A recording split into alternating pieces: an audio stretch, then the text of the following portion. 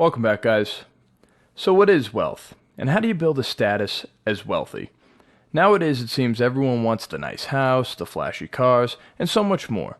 Well, there's much more to it than that, and anyone can do it. After all, being wealthy is part of the American dream, is it not? So I've put together a funny video to try and explain what wealth is and how anyone can achieve wealth. Also, if you like my content, be sure to like and subscribe. So, without further ado, let's get into the story of John and Mike. So here we are, the story of John and Mike. Let's meet our characters. So we have John, I bet you guys know this guy. And then we have Mike, I bet you guys know this guy as well. So just to preface this, both John and Mike, they both earn $100,000 per year before taxes. Now, let's talk about their houses. So John's got a $700,000 house. This is a nice big house on a great piece of land on top of a hill, right? And now Mike's got a $350,000 house. It's not quite as much as John's house, but it does the trick. And now let's talk about their cars. So John's got two cars worth $100,000. He's got two of these Escalades here. Let's say they're a year old, right? But he's got two of them, 50 grand a piece. And now Mike's got two cars as well, and they're $40,000. He's got two of these Tahoes right here, okay? 20 grand a piece. Now, let's talk about credit cards. So John's got $5,000 in credit card debt, and his wife likes to buy these Chanel bags, so every once in a while after he pays it off, it just goes right back to $5,000. Mike has $0 in credit card debt, because Mike has a brain, and Mike pays off his credit cards whenever he racks up a charge.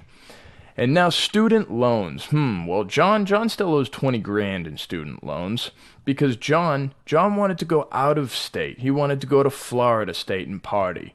Mike owes nothing in student loans because Mike stayed in state and he went to Texas A&M. Now, wealth is calculated, right, with assets minus debt. Okay? So remember that. Assets minus debt. We're going to get into it here. So John has assets with his house and his two cars, even though the cars are depreciating assets, but he still has these assets.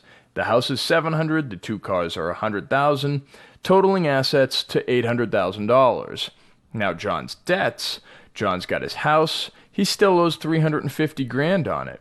He's got his two cars, he still owes $60 grand on it. He's got his credit cards, he still owes $5 grand. His student loans, he owes $20 grand. So his debts, he's got $435,000 in debt.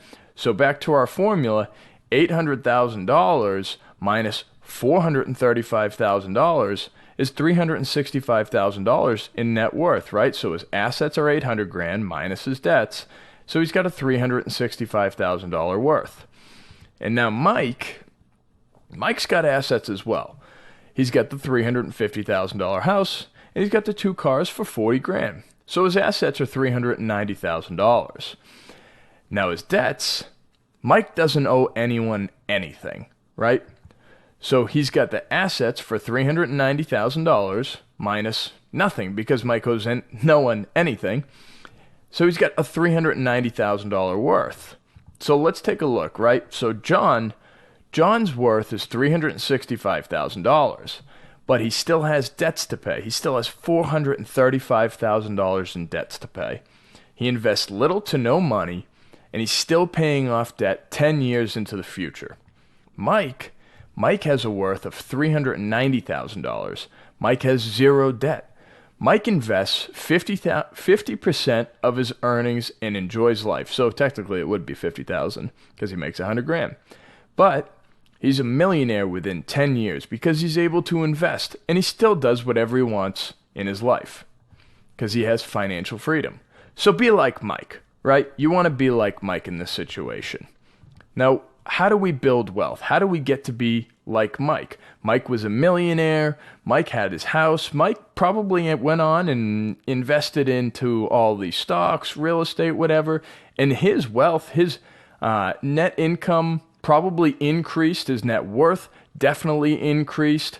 And, John still has debt. John's probably still paying debt to this day. So how do we do that? We live below our means. We eliminate debt, right? Shown by Mike. Eliminate all of your debt. Live below your means. Max out all of your tax-advantaged accounts. So guys, like your HSAs, your 401ks, your Roth IRAs. Guys, max those out because it's going to pay off in the end, right? And then invest consistently. So he's putting 50%. I know it's just a hypothetical, but if he's putting 50% in and he's a millionaire within a couple of years, well, 10 years, he's going to be able to retire much earlier, okay? So there you have it. That's what wealth is, right? Wealth is assets minus debt. And if you have no debt, then all you're going to have is wealth, okay? And I'm obviously not telling you guys, oh, I'm so wealthy, you should listen to me. This is my main account, right? I'm only at $12.31. I invest $10 a day. So I'm clearly not telling you what to do, but that's how most traditional millionaires have gone about building wealth. So unless you think that you're going to have your own tech startup or start your own multi-million-dollar company, this is the most traditional way to do it other than real estate. Real estate's another big one. So you just have to focus in and have the discipline, and I'm trying to instill that in my life as well. And hopefully it plays out, and you guys are along the ride to see exactly how this plays out for me. So thanks for watching, guys.